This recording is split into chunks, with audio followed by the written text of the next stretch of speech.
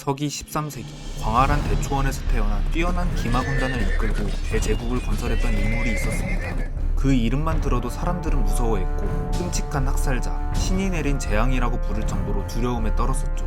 그 이름은 바로 칭기스칸. 칭기스칸은 어렸을 때부터 타고난 리더십과 전쟁 감각으로 짧은 시간에 부족을 통합했고 점차 세력을 키워 정복전쟁을 펼치게 됩니다. 그는 몽골에서부터 시작하여 중앙아시아, 러시아 남쪽, 심지어 동유럽까지 지배를 하며 인류 역사상 가장 광대한 영토를 자랑한 대몽골 제국을 세우게 됩니다. 그가 세운 몽골 제국은 150년 동안 동양과 서양을 한꺼번에 지배했고 서양의 뛰어난 정복자가 세운 알렉산더 제국이나 나폴레옹 제국과는 비교 불가능할 정도로 영토가 넓었었죠. 하지만 1227년 그의 유라시아 대륙 정벌도 그의 죽음과 함께 막을 내리게 되는데 죽음과 관련된 이야기로 다양한 설화로 전해져 내려오고 있지만 특히 그의 무덤의 행방에 대해 미스터리한 점이 한두 가지가 아니었습니다. 역대 세계의 뛰어난 왕들을 살펴보면 그들의 권력과 함께 엄청난 양의 보물들과 같이 매장되어 있는데 그로 인해 많은 학자들 사이에서도 관심이 쏟아져 나와 칭기스칸의 무덤을 찾으려고 했지만 결국엔 실패를 하게 되죠. 무덤을 찾기 힘든 이유는 그가 사망 당시 남긴 유언이 있었는데 그는 자신의 죽음을 알리지 말라는 유언을 남겼고 동시에 자신의 묘에 아무런 표시도 하지 말고 아무도 모르게 장례를 준비하라고 말했었습니다. 이 때문인지 칭기스칸의 무덤이 어느 곳에 있는지는 아는 사람은 한 명도 없었죠.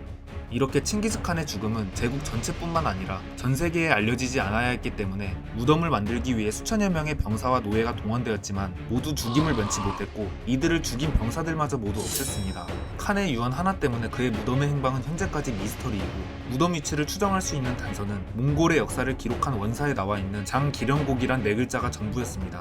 이는 기령곡에 묻었다라는 뜻으로 이를 향해 세계적인 학자들은 기령곡의 위치를 찾기 시작했고 무덤으로 의심될 만한 대표적인 후보 지역 세 가지를 발견하게 됩니다. 몽골인들 사이에서 전해 내려오는 이야기에 따르면 칸의 무덤은 울란바토르 북동쪽 160km 거리에 있는 우르칸 칼둔이라고 불리는 컨티 산맥이 있을 것이라고 말합니다.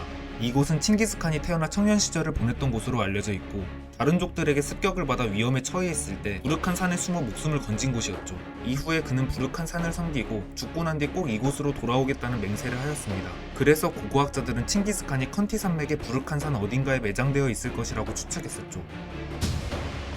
동방견물록을 저술한 마르코 폴로의 여행기에서는 칭기스칸은 알타이산 높은 곳에 묻혀있다고 기록되어 있습니다.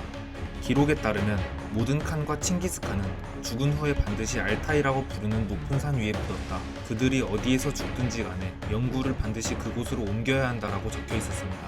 문헌에 의하면 칸이 묻힌 기령곡이란 곳은 알타이 산 일대라는 것인데 실제로 알타이 산맥이 소재하는 청하얀 삼도해자 주변에서 고고학자들은 산릉을 발견하였고 칭기스칸이 정복전쟁을 하기 위해 만든 길을 발견하였죠. 펜티아이막 운두르한 북쪽 지역인 델리온 볼닥은 칭기스칸의 탄생지로 칸은 예전부터 죽게 된다면 자신의 고향에 묻어달라는 말을 심심치 않게 반복했다고 하였습니다. 그래서 기령곡은 칸의 고향인 델리온 볼닥이라고 주장하는 가설도 존재했죠. 하지만 기령곡이라고 추측되는 세 곳을 모두 조사를 해보았는데 의심되는 무덤은 단 한 곳도 발견되지 않았고 칸의 무덤은 또 베일에 쌓이게 되었죠. 하지만 2002년 몽골 인근 지역에서 한 무덤이 발견되게 됩니다. 미국 출신의 변호사이자 고고학자인 모리 크라비치는 칭기스칸에 매혹되어 20년 이상 무덤을 찾았었는데 대대적인 발굴 끝에 60여 개가 모여있는 봉분을 발견하게 되죠. 세밀한 발굴을 위해 미국과 몽골의 합동발굴단이 모리 크라비치의 지휘 아래 시작하게 됩니다. 하지만 중요한 발굴을 앞두고 갑자기 심한 돌풍이 휘몰아쳐 발굴 요원이 심한 부상을 입거나 발굴팀 차량의 운전자가 갑작스러운 사고로 사망을 하는 등 알 수 없는 사고가 연이어서 나타나게 됩니다.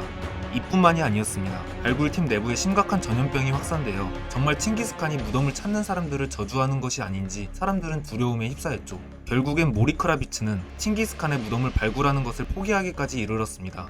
그 이후 몽골인들의 여론은 무덤을 찾으면 재앙이 온다고 극히 반대하였고 당시 바가반디 몽골 대통령이 무덤 탐사 작업을 금지시키는 상황까지 이르렀죠.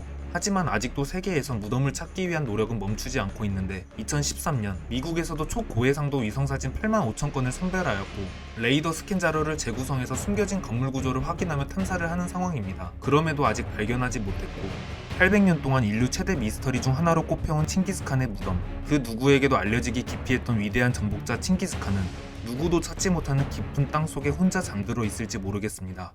여기까지 다모박이었습니다.